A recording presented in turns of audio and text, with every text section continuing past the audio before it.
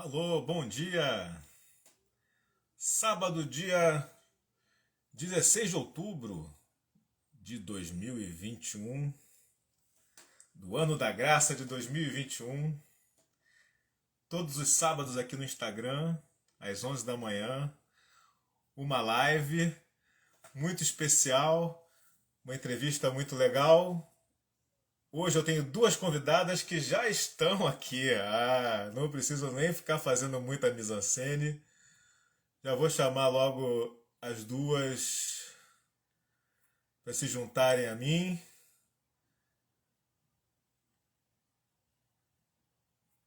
Estou enrolado aqui.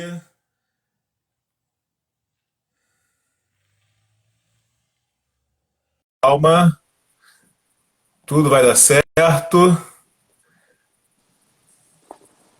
Oi, Alô, tudo Silvia, bom? tudo bom? Essa Beleza, operação aqui. Gustavo? Alô, tudo bom, Olá, Cris? Então, tudo bem, fazer as devidas Silvia? Tudo bom? apresentações. Cristiane Oliveira e Silvia Lourenço, né, diretora e roteirista e co-roteirista do filme A Primeira Morte de Joana, né? Isso aí. Nos conhecemos os três de longa data já. Deixa eu falar um pouquinho de vocês para o pessoal saber. A Cris começou, quer dizer, despontou como diretora, né?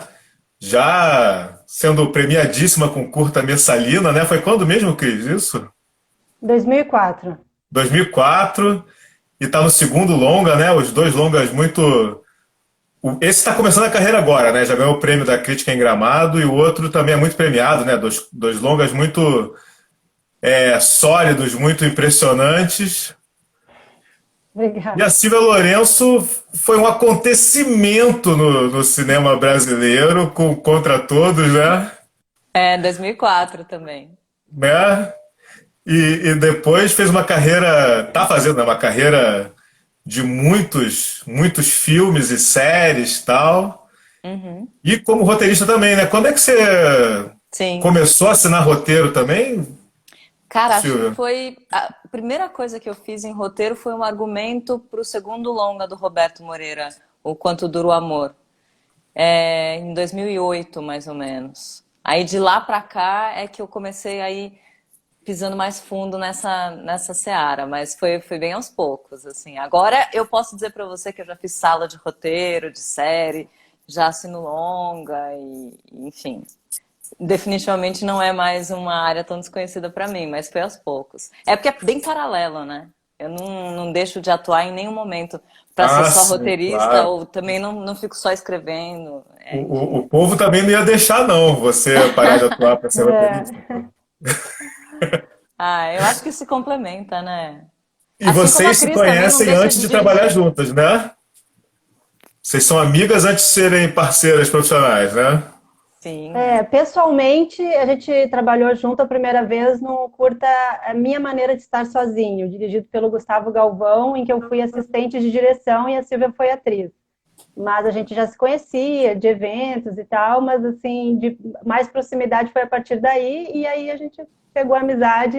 Quando eu desenvolvi esse projeto, a Silvia foi a primeira pessoa em que eu pensei para convidar para co-roteirizar comigo. Porque você antes, pelo que eu vi, você assinou sozinha os outros roteiros dos seus filmes, né, Cris? Os curtas, sim, o primeiro longa, não. Da mesma forma que esse, eu achei bom ter uma outra visão, né, junto comigo, em especial porque era o meu primeiro filme, né, Mulher do Pai, foi meu primeiro longa, e eu Primeiro convidei a longa, Michelle né? Pô, os Frantz. outros são filmes também, curta é filme, pô. Isso, e a Michelle Frantz, ela já tinha uma experiência, né, gaúcha, mas vive no Rio atualmente, trabalha muito como roteirista e como continuista também.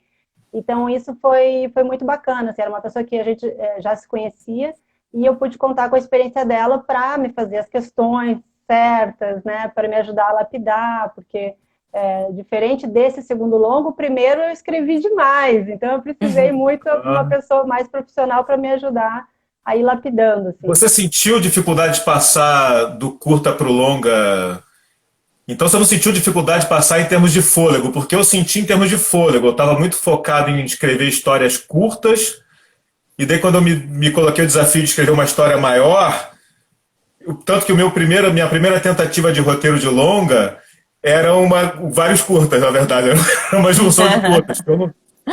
Até estruturar minha mente para um arco de 1 hora e meia, eu tive dificuldade. Para mim foi o contrário. Sempre me dediquei muito para a pesquisa, né, dos filmes que eu fiz. E isso gera muito material, né, no sentido de conversar com pessoas que são como os personagens, de conversar com pessoas que são das locações, quando a locação é um elemento importante. Então eu vou ouvindo histórias, para além daquela história que eu imaginei, eu vou ouvindo outras histórias que vão colaborando com o filme, né? E no Mulher do Pai eu fiz 1 mês quase de pesquisa, viajando pela fronteira, né, do Brasil com o Uruguai. Na verdade, eu fui de ponta a ponta, assim, desde a ponta do Rio Grande do Sul com a Argentina até o Rio Grande do Sul com o Uruguai, indo nas cidadezinhas do lado de lá e do lado de cá para conhecer o cotidiano dessas pessoas, conhecer pessoas e assim fui também reunindo muitas histórias. E então esse material foi muito extenso numa primeira versão já de roteiro, sabe? Então eu brinco que eu escrevi quase um romance, e aí a Michelle me ajudou a transformar em roteiro.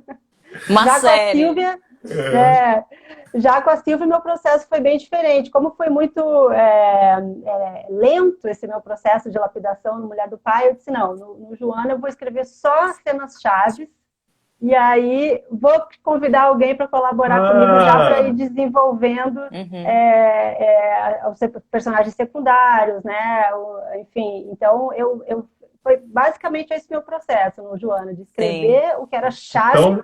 E aí a Silvia já entrou desde esse primeiro rascunho menos elaborado do que era o meu primeiro do Mulher do Pai. Era um embrião. Quando eu cheguei já tinha um primeiro tratamento, mas ele era bem embrionário mesmo. Em termos de estrutura, a gente mexeu em muita coisa, né, Cris? Ele tinha já a sensação bem bruta do tema, da temática que seria desenvolvida, né? Que era o processo de amadurecimento da Joana. Em contrapartida com a morte da tia, né? Mas como isso se daria em termos de narrativa, a gente foi trabalhando junto e aí também vários laboratórios que o filme passou, né? E você já começou como roteirista, Silvia, colaborando, né? Você não começou trabalhando sozinha, você já começou... Não, e assim, vou te dizer, é o que eu mais gosto de fazer. Eu até tenho uma coisa de sentar e escrever coisas que me interessam, projetos que depois vão ganhar vida, tomara, com outras pessoas junto comigo, de série ou de longa. Mas o que eu mais gosto de fazer, e eu acho que obviamente é porque eu venho de uma formação de atuação, que é um processo sempre muito coletivo, é um trabalho muito coletivo, é colaboração. Eu realmente gosto de fazer colaboração de roteiro. Muito mais do que simplesmente fazer com que as pessoas colaborem para uma ideia que eu tive. Eu me estimulo muito em ver como é que eu vou transformar o que está dentro da sua cabeça numa coisa fílmica e numa coisa que seja interessante para pessoas que não são você. Isso é o desafio que mais me estimula mesmo. Agora, como é que isso interfere, ou como é que isso dialoga com a tua profissão de atriz? Na hora que você está só como atriz, você passou a ser uma atriz mais crítica dos roteiros que você recebe, que você não pode interferir neles? Como é que... Não pode falar isso, né? O povo não vai mais me chamar para fazer filme. Ai, aquela chata, né? Não, na verdade não. Um pouco sim, mas não é bem assim. Na real, a minha formação é toda de cinema de autor, né? Eu também não à toa, eu fiz faculdade de letras, então também sempre tive uma relação com escrita. Porém, não é isso que me torna ou que tenha me tornado uma roteirista. Eu acho que a coisa de ir me experimentando como roteirista vem muito mais do fato de ser uma atriz que se desenvolveu no audiovisual com cinema de autor, né? O primeiro longa lá, o Contra Todos, era a tese de doutorado do professor de roteiro, que é o Roberto Moreira. Então, e ali eu comecei a aprender, porque já era o roteiro do filme era o objeto de estudo, de pesquisa do diretor. E aí, e o Roberto é um professor de roteiro da USP, né, na ECA. E aquilo eu aprendi logo ali mesmo, no set e nos ensaios. Eu já entendi que aquilo era uma linguagem que para mim era uma coisa super interessante e que eu queria saber como é que fazia. Além de atuar no filme, eu queria saber como é que ele tinha construído aquele argumento e como é que ele tinha desenvolvido aquilo até ao ponto de virar um roteiro. E aí, depois disso, eu ainda fiz vários outros trabalhos com Marcelo Gomes, mesmo com o Heitor Dália, O Cheiro do Ralo, que é uma adaptação da obra do Mutarelli. Ali, a lapidação do roteiro para que aquilo ficasse mais interessante, né, depois de virar longa, também foi um processo que me fascinou bastante. Então, é isso, assim, o meu caminho, a minha trajetória é toda de cinema de autor, não é num cinema comercial. Hoje em dia até também faço trabalhos de um cinema mais comercial, e que eu adoro e que está tudo certo também, é outro aprendizado, é outra brincadeira. No entanto, isso fez com que eu fosse estudar mesmo, junto com as pessoas que estavam me oferecendo esse material, os diretores, os produtores, os roteiristas. E aí eu vi que era possível aprender. E a Cristiane é isso, né? É uma autora, né? Você também tem essa decisão, né, Cris? Assim, e eu sinto assim que os teus dois longas têm uma opção de linguagem assim bem coerente entre si, mas eles são diferentes dos teus curtas, né? Assim, em termos de tocada, de jeito de filmar, de condução de roteiro e tal.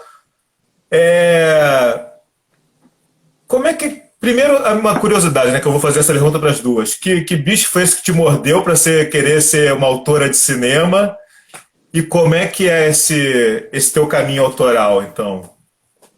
Na verdade, os dois curtas, eu fiz três, mas um é mais videoarte, mas falando de filmes mais narrativos, os meus dois curtas têm um recorte, né, muito, muito curto, digamos assim, de uma trajetória de personagem, né? Os dois são situações muito específicas, mas que de alguma forma, dentro dessa situação, eu tento mergulhar na intimidade dessas personagens.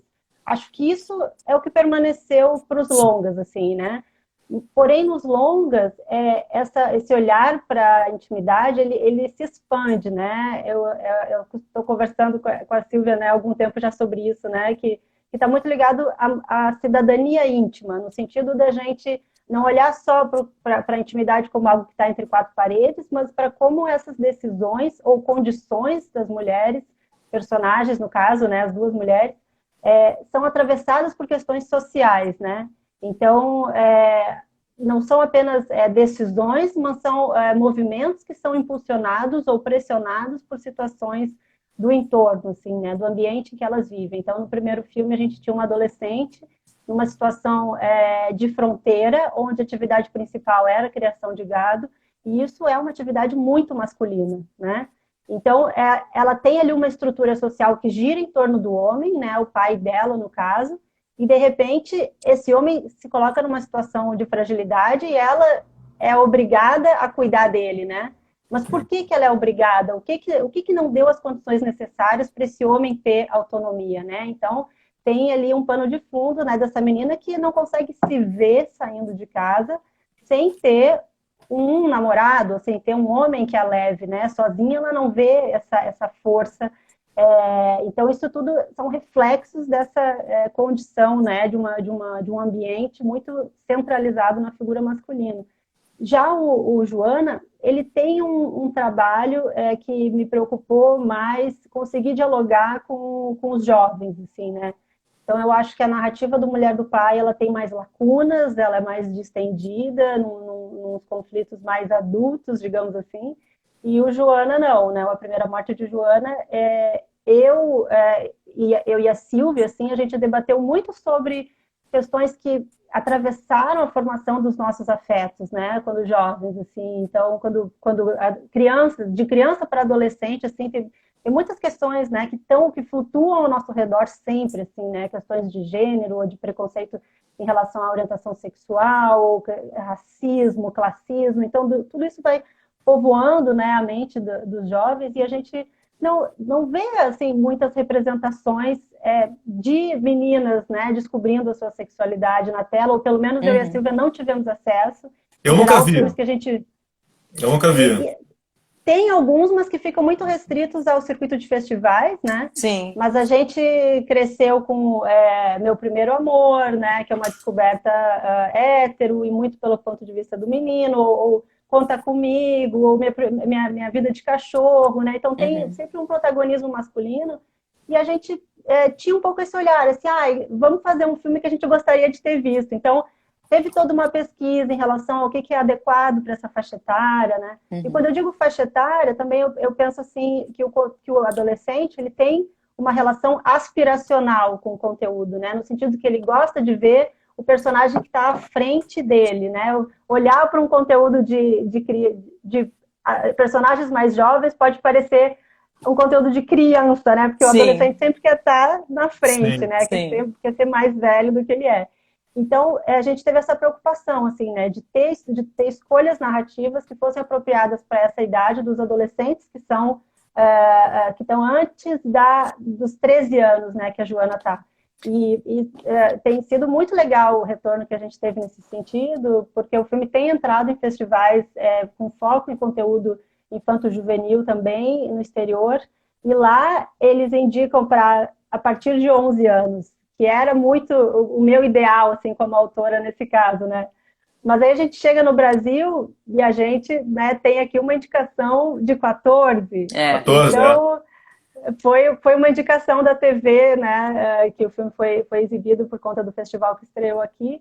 E isso já demonstra um pouco, né, sobre a nossa realidade em lidar com esses temas aqui no Brasil, né?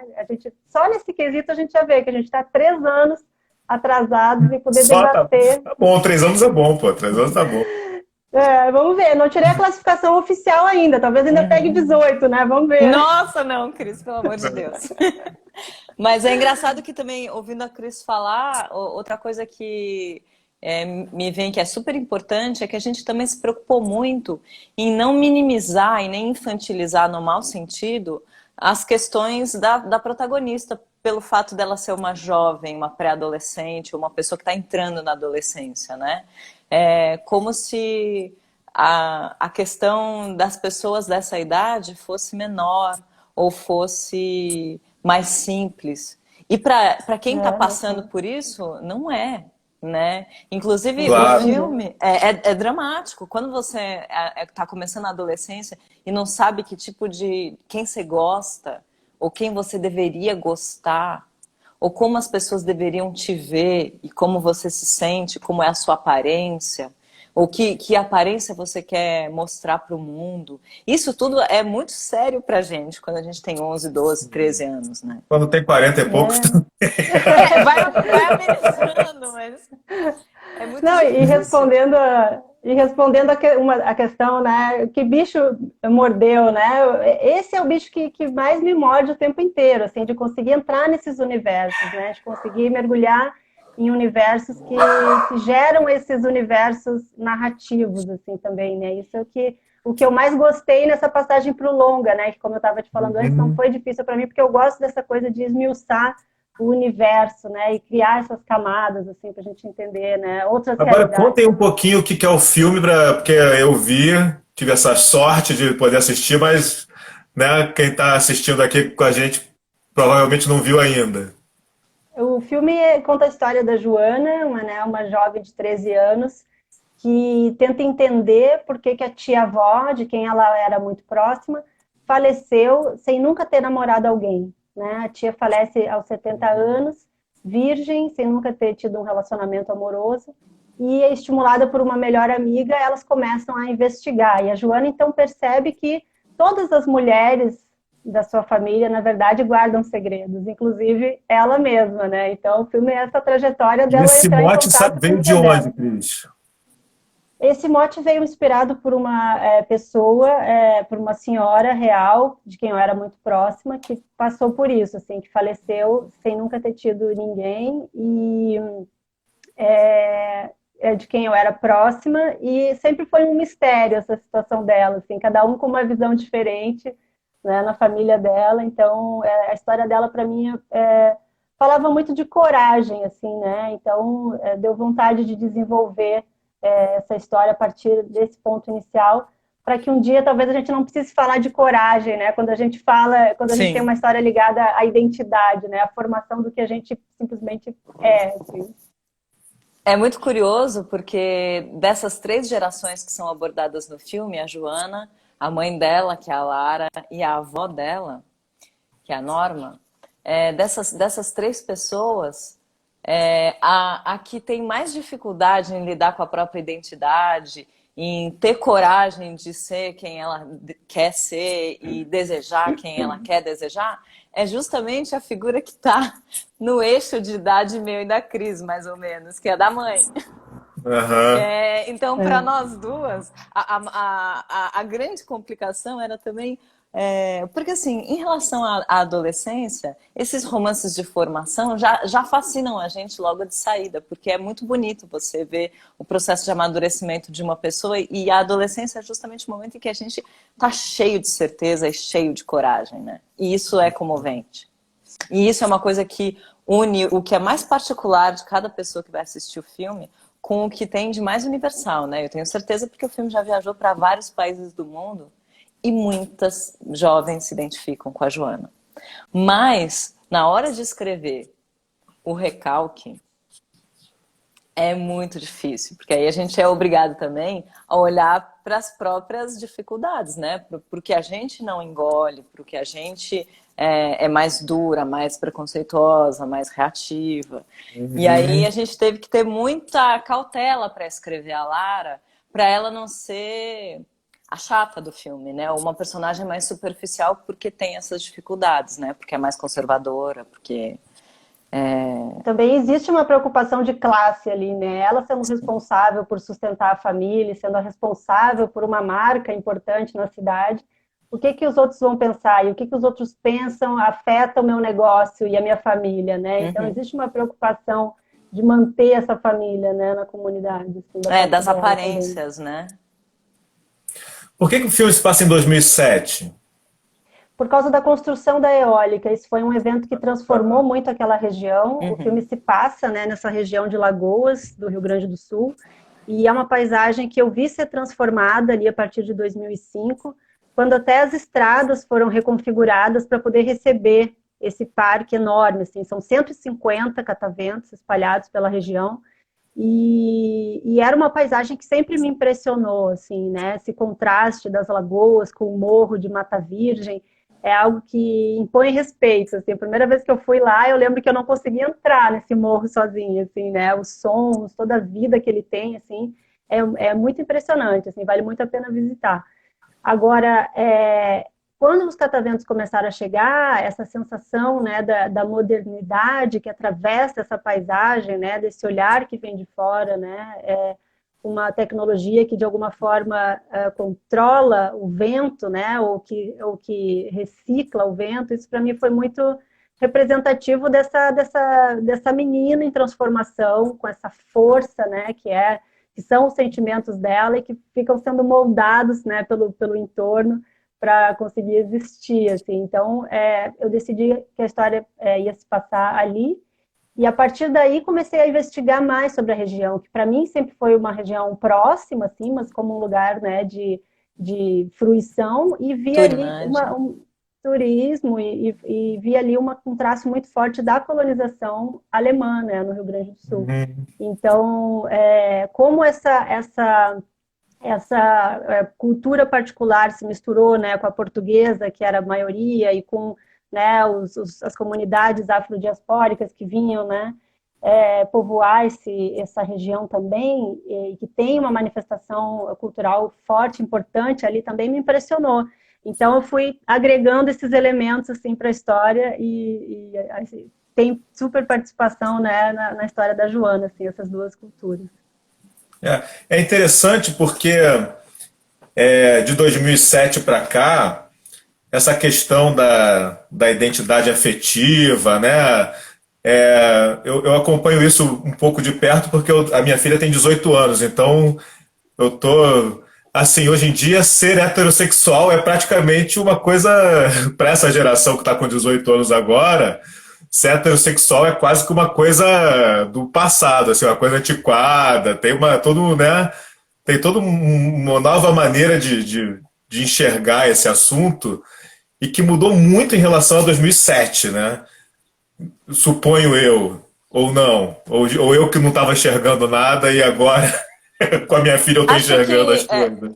acho que tem esse aspecto. Como você tem uma filha nessa idade, muito provavelmente você está enxergando isso com uma outra lente. Provavelmente isso está mais próximo de você, naturalmente.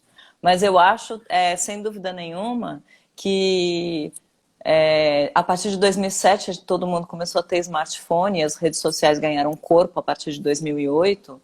E, de alguma forma, isso fez com que a gente conseguisse se aproximar e com que os movimentos todos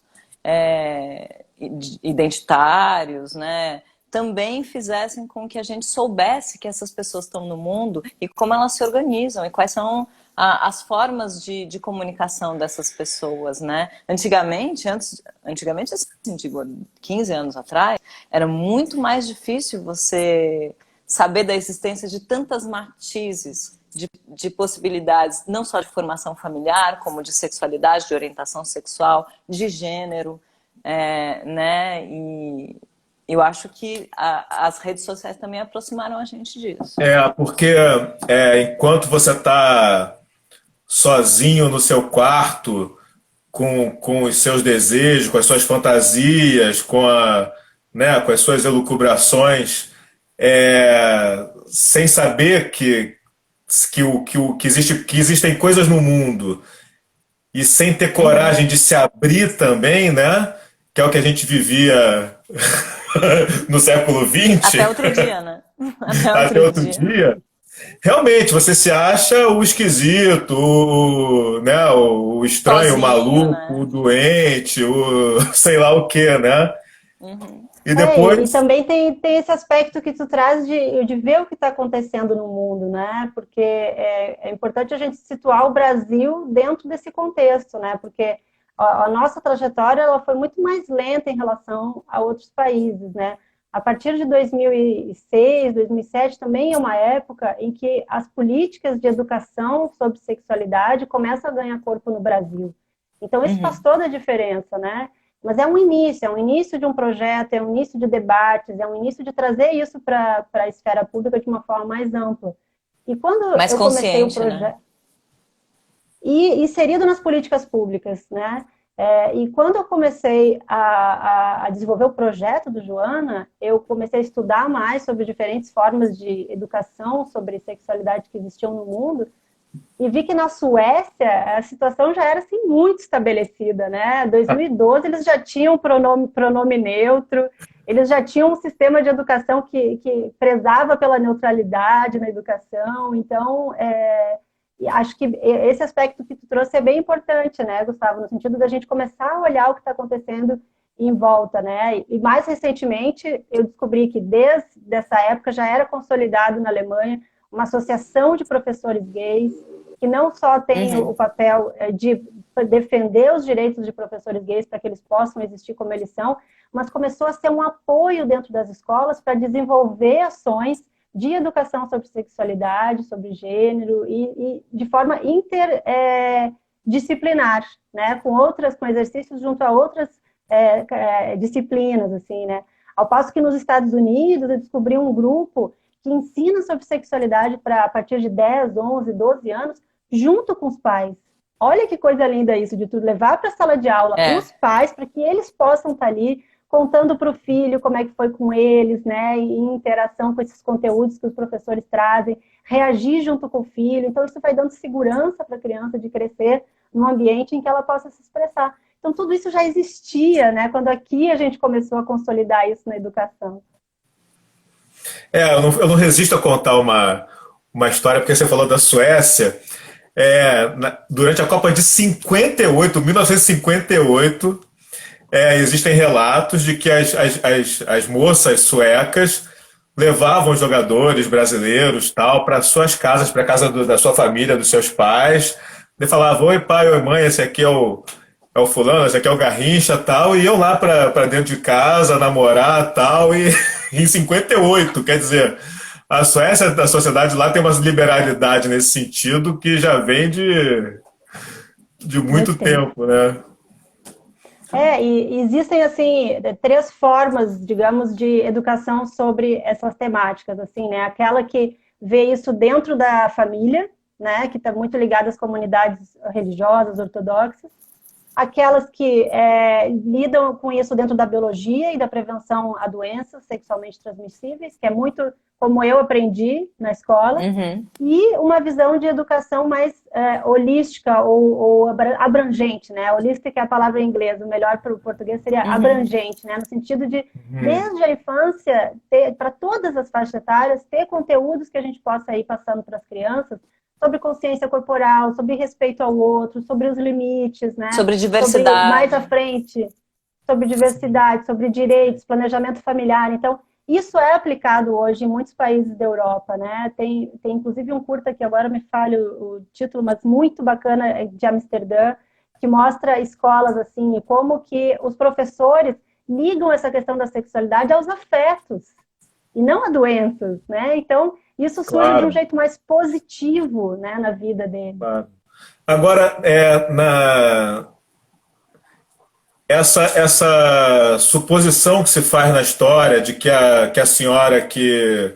É uma insinuação, assim, né? Fica no ar isso, né, na história, de que a avó, a tia que morreu, Tia-avó. né, nunca casou porque tinha uma vida sexual não heterossexual, não tradicional, etc e tal, né? Fica só insinuado isso no filme, né?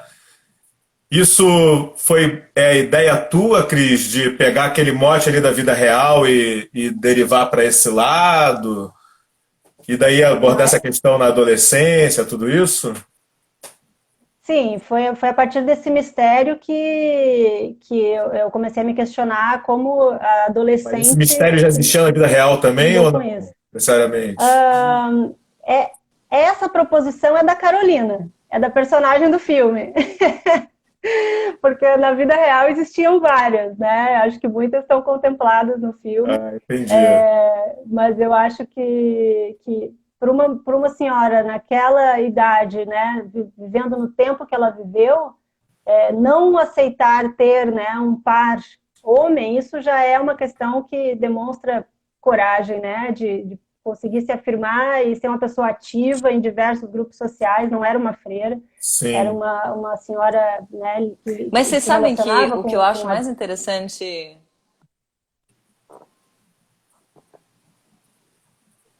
Fala, Silvia. Com o artista, você falou? Perdi, Cris. Sim. Sim. Não, que ela tinha diversas atividades artísticas, né? Não era uma freira. Sim. Mas você sabe que eu sempre converso com a Cris que eu acho que o mais interessante no filme é que o ponto de vista sobre a história, o mistério em torno da tia, é da Joana. Então, se aquele mistério serviu para ela ter coragem de ser quem ela é e validar para si os seus sentimentos, os seus desejos, tá ótimo, né? A gente nunca vai saber se isso não é um delírio da cabeça dela. Pois é. Era uma pessoa que estava lá sozinha na dela, tocando a vida. Pois é, por isso que eu digo que foi só insinuado, né? Isso, porque não tem nenhum fato concreto no filme para confirmar ou não a suposição. Vocês escreveram juntas assim? Vocês estavam juntas sempre no mesmo frente a frente, trabalhando? Como é que foi esse processo de criação? Frente a frente poucas vezes, né? Primeiro eu passei um primeiro tratamento para a Silvia e aí a gente marcou de se encontrar e conversou muito, né? Eu lembro desse primeiro momento que a gente passou um dia conversando muito sobre tudo e alinhando muito visões, assim, sobre tudo. E depois foi mais troca online, né? Acho que a gente teve mais um momento presencial. se não me falha a memória, Aí né? a gente foi ver muitas referências, né? Foi ver filme, foi ler coisas, foi conversar. E aí depois teve um momento que eu viajei com a Cris e com o Gustavo para Osório, onde são as locações do filme, para conhecer a cidade, para entender também, porque eu sou totalmente estrangeira nesse universo, né? Sim. Nasci em São Paulo. Para mim também era importante porque existe uma cultura muito focada, muito restrita àquela localidade que é super rica e que era muito distante para mim. Então fui com eles e aí para ter essa imersão no universo desses personagens e do lugar e de como é que é também o conservadorismo local, a cabeça de cada um. E aí que a gente foi escrevendo os outros tratamentos. Vendo os dois filmes, né? A Mulher do Pai e A Primeira Morte de Joana, que os dois se passam em localidades muito pequenas, né? A Mulher do Pai pior ainda, né? O pior não, né? Vamos falar, né? Menor ainda, mais Sim. distante ainda, etc e tal. Eu estava comentando com a Lara, a gente assistindo o filme, justamente isso, né? Pra gente que é de uma grande cidade assim, às vezes a gente não pensa, né, em como é para quem está lá no lugar desse, como é que essa pessoa, né, vê o mundo. Para ela, as coisas são muito mais distantes, muito mais impalpáveis, né? É difícil fazer esse transporte, né? Eu acho que os dois filmes eles estão dentro dessa realidade pré-smartphone com internet em todo lado, né?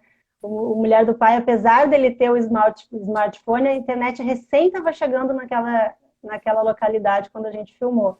Então, aquela situação de ficar procurando sinal, né, para conseguir se conectar, ela é bem verídica, assim. Agora, a chegada da internet, eu acho que começa a aproximar mais, né? Mas você Tudo sabe isso. que o que me instigou a pensar isso foi mais a cena em que ele está assistindo um filme, pede para a filha descrever. E daí eu fiquei pensando assim, mesmo que ele enxergasse, porque para quem não sabe, o personagem é cego, né? Eu fiquei pensando assim, mesmo que ele enxergasse, ele nunca viu uma cidade daquele tamanho, com viaduto passando por cima de viaduto, né? E ele está longe demais de poder estar lá, né? Então eu fiquei pensando assim, né? A maior parte não, mas digo assim, quando as pessoas estão em rincões no mundo inteiro recebendo uma imagem que para elas parece outro planeta, né? Parece uma realidade totalmente distante do que elas vivem, né? Pra gente que é da grande urbe, as grandes urbes meio que se parecem, né? Meio que você entende, né? Ah, tá, entende, sabe? Mas para quem está num rincão desse, e é difícil a gente fazer esse trajeto que eu digo, da gente entrar na mentalidade das pessoas que estão lá nesse lugar, né? Isso fez parte da pesquisa de vocês, né? Vocês devem ter conversado muito, tudo isso, né? Sim, no caso do Sim. Mulher do Pai, eu fiz entrevistas com todas aquelas faixas etárias, assim, né, de personagens que tem no filme, inclusive com um homem cego, né, que vive lá e que tem uma realidade muito semelhante à do personagem, no sentido de não sair de casa, de ter alguém que faz tudo para ele, porque ali é difícil até para quem enxerga, né, a questão do transporte, da locomoção, quando chove, fica, né, impossível de transitar, então o filme tem um pouco isso também, né, que ele assiste, né, que são carros, enfim, né, a coisa da mobilidade, né, a mobilidade ela é limitada para quem está numa situação assim, e isso às vezes traz riscos, inclusive para a saúde, assim, né, em termos de ter acesso rápido quando se precisa de um auxílio, então é muito delicado, né, Tem um impacta plano, muito na tem um plano realidade, né. maravilhoso, né? Tem vários planos maravilhosos nos dois filmes, né? Mas tem um plano maravilhoso nesse filme que ela tá vindo de bicicleta assim, a câmera dando uma ré, né? Recuando de frente para ela de bicicleta. Daí ela freia, a câmera continua, daí passa cavalo, passa boi, passa carroça. Passa boiada. Sim, é um movimento natural, né? Todos os dias eles movem os animais para ir, né? Comer em pastos diferentes, assim, né? E passa Cris, tem por um ali, monte de gente atropelando o perguntando. caminho dela. Hum. A Tem umas Gabi, tá, a pessoas aqui Gabi Lopes, perguntando como Gabriele faz Lopes para está assistir os perguntando. filmes. É a Gabriele Lopes está É a perguntando como é que faz para Gabi, assistir os Gabi, filmes, né? beijo, amor. Como faz para Oi, assistir os Gabi, que filmes? bom que tu tá aqui. Bom, o Mulher do Pai, ele está disponível em algumas plataformas e o Joana está agora no período de festivais, né? Para saber as plataformas do Mulher do Pai, dá para entrar lá no Facebook, que na capa dele tem lá o logotipo de todas as plataformas que ele está. É só digitar Mulher do Pai no Facebook, esse é o endereço do filme. E A Primeira Morte de Joana, seguindo as redes, que no Instagram é A Primeira Morte de Joana e no Facebook é A Primeira Morte de Joana Filme. Em breve a gente vai anunciar lá uma nova oportunidade de ver o filme aqui no Brasil. Ele está, por enquanto, em festivais. Ano que vem ele deve estrear comercialmente. Porque agora os festivais entraram numa nova fase, né? Que eles também são online, né? Tiveram que se transformar em festivais online, né? Sim. E então existe a possibilidade de assistir online quando estiver em um festival, né? Durante aquele período, aquela Isso, janela do festival, né? Sim. exatamente. Em breve Agora, teremos Silvia, finalmente. como é que a atriz, o que que a atriz empresta para roteirista na hora de escrever? Acho que a primeira coisa é diálogo, né? Acho que eu tenho uma certa facilidade como dialoguista justamente porque se as coisas não estão cabendo na boca, aí fica difícil delas permanecerem no roteiro. E isso me incomoda muito quando eu estou lendo um roteiro e eu sinto que, em termos literários, é bonito, é interessante, mas não cabe na boca, não dá para um ator dizer aquilo. Isso é a primeira coisa assim, que me vem à mente, né? E, assim, na verdade, eu preciso fazer o caminho inverso, né? Para saber o que aquele ator ou aquele personagem vai dizer naquele momento, eu preciso já conhecer muito o universo daquela pessoa para saber como ela se expressa em palavras, né? E aí é exatamente o que eu faço como atriz, né? A diferença é que, como roteirista, eu saio do nada e vou desenvolvendo e inchando aquela obra com toda a pesquisa para aquilo virar um universo criado do personagem. E como atriz eu pego um universo que já foi criado e que está condensado ali naquelas 100 páginas de roteiro e vou tentando abrir para o meu imaginário de atriz ter algum ponto de contato real com aquilo para que quando eu vá falar aquilo como atriz, soe natural, fique orgânico, fique verdadeiro. E quando Então, você pega um diálogo que não cabe na tua boca de atriz, que você faz? depende das orientações ali do trabalho como um todo, né? Uhum. Tem diálogos que dá pra gente... Em filme de autor, geralmente, isso é mais flexível. A gente consegue modificar mantendo o sentido, improvisar de forma que fique mais... Acho que todo diretor, de uma forma ou de outra, quer valorizar e quer priorizar a ilusão da realidade, né? O quão verdadeiro e verossímil e pungente a cena pode ser.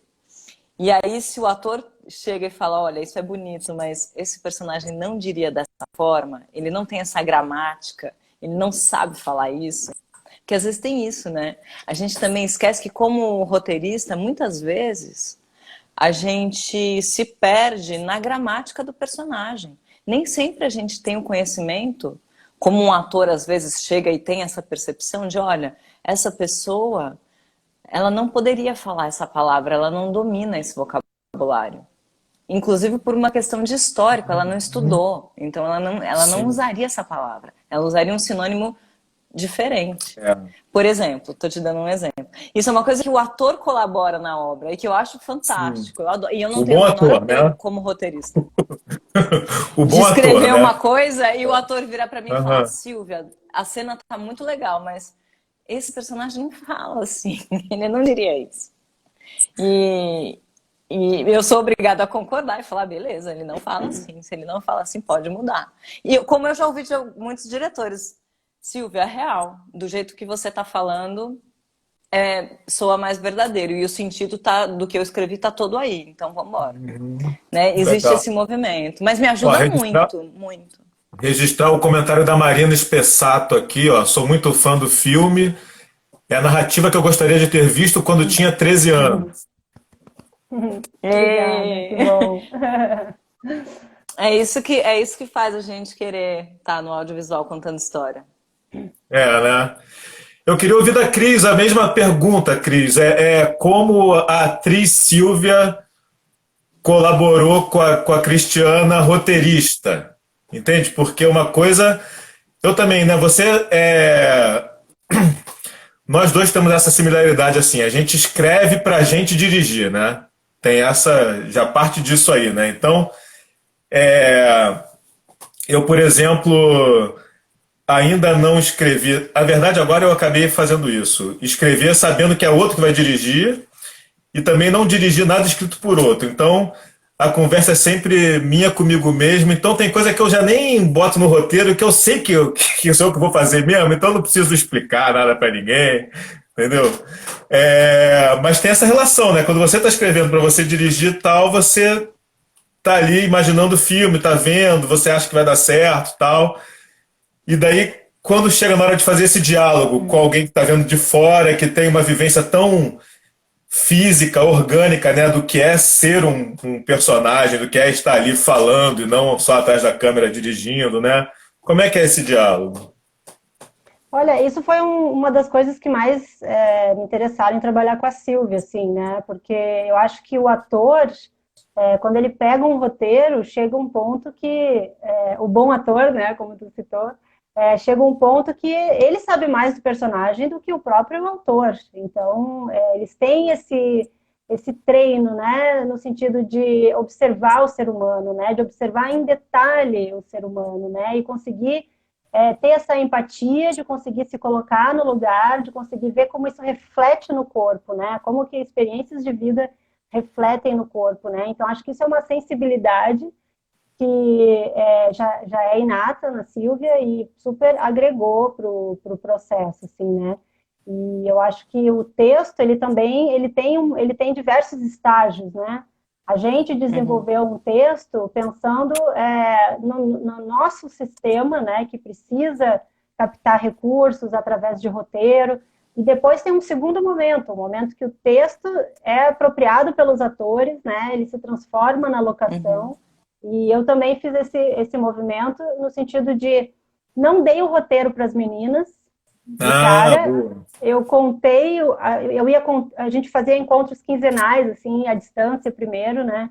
No sentido de elas irem me contando como que elas reagiriam àquelas situações.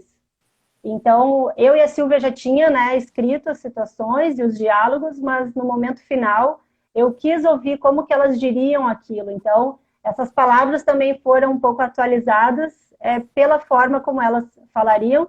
E às vezes eu tinha que fazer esse movimento que a Silvia comenta, assim, opa, mas será que tu não está falando como a Letícia, que é a atriz? Pensa na Joana, que é 2007, que é no interior, Uhum. né? Será que ela não falaria um pouco diferente, um pouco mais? E aí eu puxava um pouco do que a Silvia tinha trazido, né? Tinha pensado, ou não, ou às vezes elas me surpreendiam com alguma Uhum. forma de reagir que agregava para a história. E aí eu fui, né, absorvendo, assim.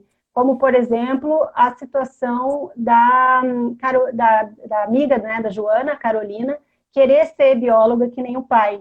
Isso foi uma coisa que surgiu na improvisação dos ensaios com essa família, né? Ao criar esse núcleo, a gente fez dinâmicas junto com a Vanise Carneiro, que foi preparadora de elenco com as meninas e ajudou a criar essa conexão.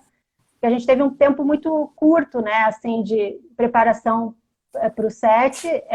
Eu não podia escolher as meninas muito tempo antes, né? Porque o corpo delas muda muito rápido nessa fase. Então eu convidei a Vanise para me ajudar, né, a criar essa conexão de família assim mais rápido. E a Vanise é uma atriz que tem esse estudo assim de diversas formas de preparação para a câmera, então ela estava lá e me ajudou nisso. E ali surgiu esses detalhes assim da menina admirar o pai, sabe, da menina também gostar de biologia. Então foram coisas que foram somando assim pro nosso roteiro. Mas as meninas são atrizes, são de onde? São dali mesmo? São importadas? Como é que é essa história? Elas são de Porto Alegre, mas no momento da filmagem elas estavam morando em cidades menores, assim, Porto Alegre é a capital, né, do Rio Grande do Sul, mas elas estavam no momento da filmagem morando em cidades menores, assim. Aí a Letícia em Alvorada e a Isabela no interior de Santa Catarina. E, de qualquer forma, são meninas que têm essa vivência, né, de cidade grande, assim, né, diferente da Joana. Ao mesmo tempo que a Mas é o Carolina primeiro longa das tem uma duas, vivência né? de mundo. Hã? O que foi, Silvia? É o primeiro longa das duas, né? É primeiro longa das duas, mas elas já tinham essa ligação com o teatro, assim, né? Elas Tá. gostavam de teatro, elas queriam ser atriz, elas faziam peças na escola, mas com câmera foi o primeiro trabalho delas. Pois é, eu queria até aproveitar esse gancho para fazer uma pergunta que eu queria ter feito no início. Silvia, eu estava pesquisando, lendo tua história e tal. Você não fez teatro? Você não é uma atriz de teatro originalmente? Eu? É, Eu sou. Eu fiz mas muito não tá lá, teatro. mas não tá em E lugar nenhum, adoraria não. continuar fazendo. Não tá na Pois Wikipédia, é, não tá em lugar pois nenhum. é. Na verdade, eu fiz. Pois é, na verdade, eu faço mais cinema do que teatro. E acho que a minha carreira ficou mais conhecida pela minha participação no audiovisual mesmo. Mas eu comecei, fiquei 4 anos com Antunes Filho. Comecei fazendo Ah, teatro. E ah, nunca pô, deixei de 4 anos fazer de teatro também, Antunes é uma faço menos. universidade, né? É, não, e teatro é a minha casa, é a minha origem total, assim, não paro de fazer teatro jamais. Posso até ficar 3 anos longe do palco, terrivelmente sofrendo muito, mas não paro. Acho que ator, pelo menos no meu caso, como a minha formação é essa, tem sempre um momento que você tem que voltar para o teatro, porque é lá que você afere como é que está o teu equipamento. Sim, Se as sim. suas ferramentas estão funcionando ou não estão funcionando. Porque é um lugar de não só de expansão, né, do corpo, de tudo, como é um lugar também de experimentação de outras linguagens de atuação que depois você tem como traduzir pro realismo, pro naturalismo algumas coisas, né? Você tem como trazer depois algumas coisas, né? Diminuir, adaptar, tal, mas tem coisa ali que você usa depois, né? E de aprofundamento também Sim. no personagem pelo tempo de trabalho, né? Exatamente, de aprofundamento da linguagem, de aprofundamento do personagem. E é um dos poucos trabalhos que você tem pelo menos a ilusão do domínio, né? Assim, o Ah, cinema, sim. você não tem, o ator não tem domínio quase que nenhum do que ele está fazendo, porque ainda tem o diretor, o montador, o produtor, o pessoal do lançamento, todo mundo que vai decidir pelo frame que você fez, que você participou, né? E aí 2 anos depois só você vai ver o resultado final. E no teatro Sim. não, né? Você subiu no palco, ele é seu. Aquele instante é seu e de quem está te assistindo, é só de O vocês. diretor, inclusive, abandona, né? O diretor já não assiste mais. Mesmo que ele queira não abandonar, infelizmente ele não consegue ter o controle absoluto, porque o efêmero de subir no palco e estar diante de um público pertence só ao ator e ao público, não pertence a mais ninguém. E isso é uma coisa indescritível, é incrível. É uma sensação muito boa. Agora, como é que foi o processo de vocês? Vocês montaram primeiro a história, aquele processo tradicional, né? Que você escreve a história, depois define as cenas, daí desenvolve as cenas com os diálogos. Foi assim? Ou vocês foram num processo mais orgânico, indo. Eu, por exemplo, os meus filmes todos, na verdade, eu sempre comecei da primeira cena, daí pensei o que vai acontecer agora, daí fiz a segunda cena, daí fiz a terceira cena, daí fui fazendo assim, e lá, pronto, chegou, acabou. Entendeu? Os meus processos são mais assim, por isso que eu pergunto. Nesse caso, eu tinha uma linha, né, definida de cenas chaves. E no nosso processo, essas cenas chaves foram ganhando outras camadas, assim, outros elementos, né? Foram se modificando também um pouco no processo. E aí depois a gente junto foi desenvolvendo o que vinha entre elas, né? E personagens, e desenvolvendo mais os personagens secundários. Então a minha Uhum. trajetória principal da Joana e o que acontece em cada cena em relação com o personagem principal dessa cena, de alguma forma já estava desenhado. Mas aí no trabalho com a Silvia a gente foi aprofundando e dando mais, né, corpo para esse universo, assim. E com a pesquisa também, né, com o material que foi surgindo das nossas conversas, né, com os locais, né, quando esse momento que a Silvia foi para lá, É, o Porto com a gente difícil. fez um passeio com o historiador local, né, o Rodrigo Trespa, que conhece muito da região, que tem ascendência Uhum. germânica, então tudo isso foi influenciando na nossa escrita também, né, Comeram nos cuca. próximos tratamentos. Comemos cuca, Sim.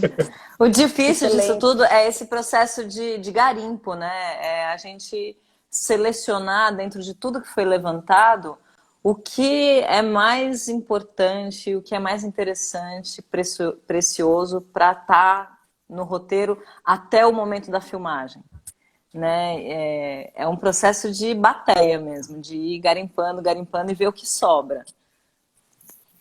É porque você estava falando do diálogo, né? De como você, como atriz, tem essa facilidade, né? Essa sensibilidade para o diálogo. E eu estava pensando aqui que antes do diálogo tem a cena, né? De você, desse entendimento do objetivo da cena, da função da cena na história, né? Antes do diálogo vem, né, a A estrutura. situação, né? O que a gente quer com essa situação. E Uhum. também é uma coisa que eu penso muito quando eu estou escrevendo, porque eu gosto muito de ator e eu escrevo para os atores, eu escrevo mais do que para contar uma história, eu escrevo para os atores poderem ter coisas para fazer e se divertir. É, mas é isso, o que que pro ator é forte? O que que aquilo ali pode. Eu escrevo pensando isso, né? O que que aquilo ali pode render dramaticamente, né, pro ator, Uhum. mais até do que para a história, entende? Como é que é a abordagem de vocês nesse processo de escrita? Eu acho que cada filme ele pede um processo diferente, né? Nesse caso, a gente tinha uma série de questões para ficar claro, né, no sentido do diálogo que eu comentei no início que eu gostaria de ter, né, com o público mais jovem. Então essas questões tinham que estar colocadas, né, questões sociais, digamos assim, né, dessa faixa etária que envolvem essa faixa etária, assim. E aí o nosso trabalho foi muito pensar como que isso entra, né? E aí a gente fez muito um resgate assim do que a gente viveu, né? Como na escola a gente já vai percebendo desde criança que algumas humilhações são só para as meninas, né? Existem algumas brincadeiras que estão ali para, né, como humilhação que Uhum. pegam mais as meninas. Ou como esses preconceitos foram aparecendo na nossa família, o que, que nos disseram que nos travou, que nos soltou. Então, eu e a Silvia, a gente fez muito um mergulho nas nossas experiências mesmo, né? Nesse processo de Sim. escrita, assim. E das Eu coisas que vou a dar. gente sentiu também ao longo da vida, né, em relação a isso. Por exemplo, tem a cena que ela vê a avó com um amolador de facas e a avó sabe que ela viu de alguma forma. Mas o importante na Ai, cena gente. é o não dito. É o que. Sim. Quantas vezes a gente passa por isso em Não, situações mas essa, familiares? essa cena, eu vou De falar para você, você. que essa cena é traumatizante. Até eu fiquei traumatizado só de ver no filme a cena. Eu fiquei traumatizado E, já, e, só de e, imaginar a situação. Então, e aí, assim, o louco é que coisas desse tipo acontecem todo dia na família da maioria das pessoas, de todos nós. E aí fica aquele monte de coisa não dita, né? Que todo mundo sabe que aconteceu, que todo mundo presenciou, mas ninguém nunca vai tocar no assunto. Porque é um tabu gigantesco, não dá pra falar, né? Porque mãe, vó, tia, essas pessoas não têm sexualidade. Essas pessoas têm só claro. esse banner na testa delas, né? Pai, mãe, vó, tia. É muito maluco.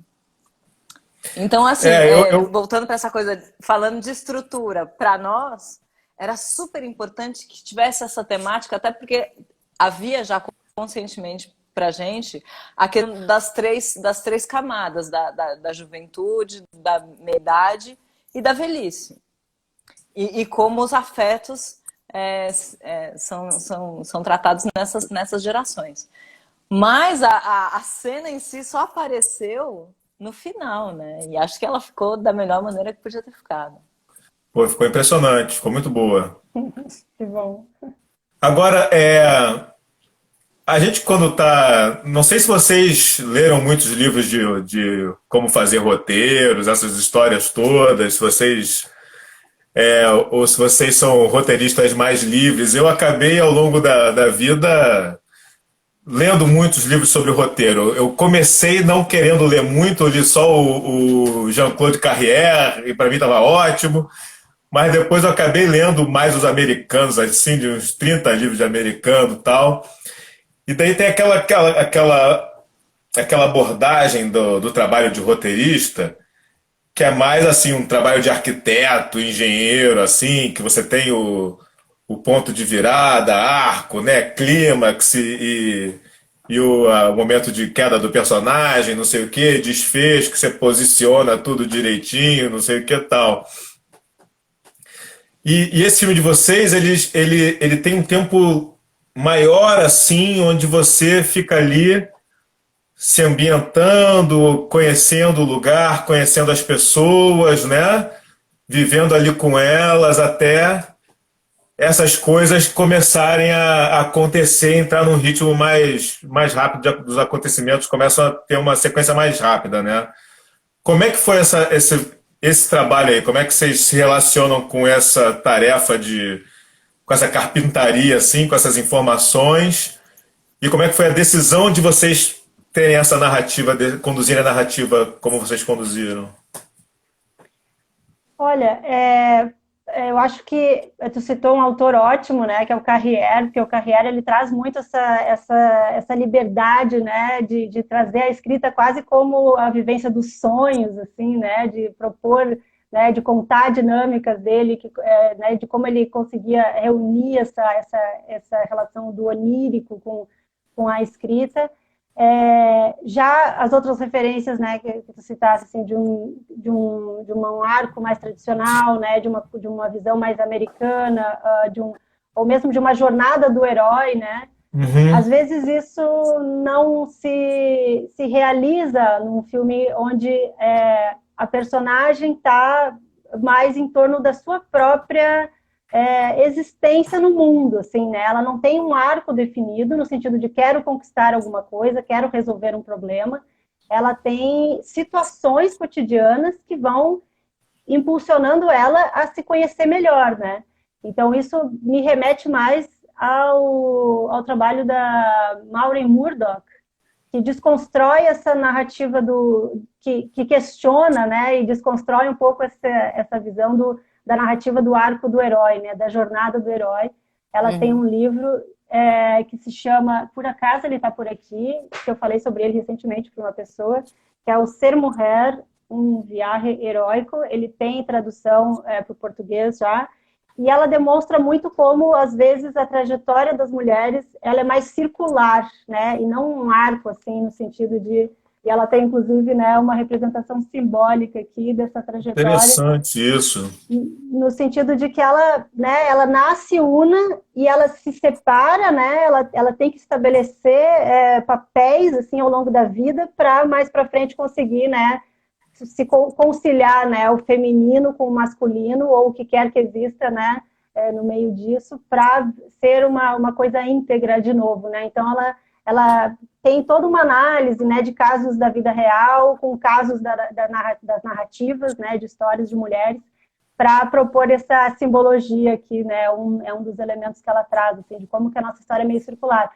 E isso acaba interferindo na montagem também, no sentido de que tanto a Mulher do Pai quanto a Primeira Morte de Joana, as cenas mudaram de posição na montagem e tudo bem, porque na verdade tudo isso são situações que vão se somando e que às vezes a ordem, né, não interfere tanto. Claro que tem alguns pontos chaves em termos de detonador, né, de situações, mas isso aconteceu nos dois filmes, assim, de na montagem a gente sentia que tinha algumas situações que poderiam mudar de lugar para ficar mais tensionado, né, para ficar em alguns momentos com mais tensão.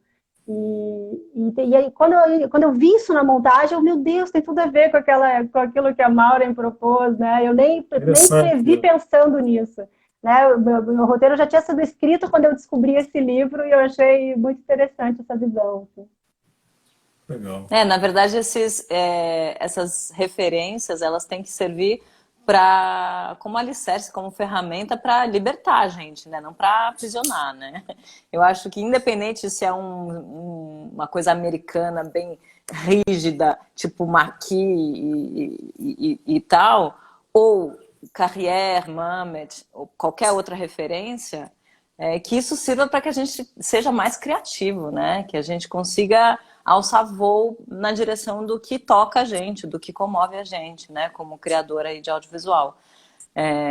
Porque o risco dos manuais é justamente esse, né? É te amarrar, é virar uma âncora no seu pé enquanto você está escrevendo. Sim, sim, sim, sim. E daí os trabalhos comerciais têm essa pressão, né? Vem tudo isso assim em cima da gente que é roteirista, pô, tem que fazer assim, tem que seguir, não sei o que e E na tal. real, cara, você pode. Também tem essa outra dificuldade ainda, que é, por mais que haja essa pressão, você pode fazer um filme receita de bolo. Isso não quer dizer que ele vai estourar. A gente Já sabe comi muito que bolo ruim. é muito mais misterioso. Exatamente, tem muito bolo ruim por aí. É o que mais tem, tá cheio de bolo ruim. Então, pô, vamos fazer uma coisa mais, um cardápio mais arrojado, né? Já Aham, que até muito o bolo legal. pode ficar ruim, pira na receita.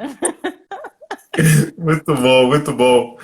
Meninas, por motivos extra da nossa vontade, a gente tem que encerrar nosso papo, né?